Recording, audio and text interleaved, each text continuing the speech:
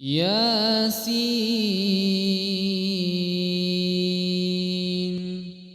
والقرآن الحكيم إنك لمن المرسلين على صراط مستقيم تنزيل العزيز الرحيم لتنذر قوما ما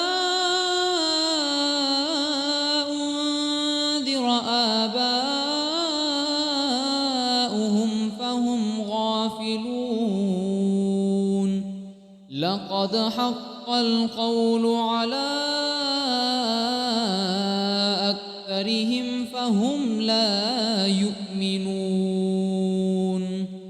إنا جعلنا في أعناقهم أغلالا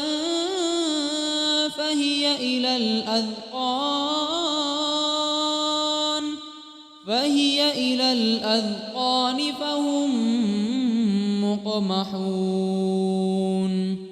وجعلنا من بين أيديهم سدا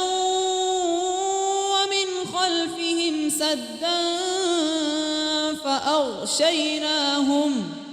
فأغشيناهم فهم لا يبصرون وسواء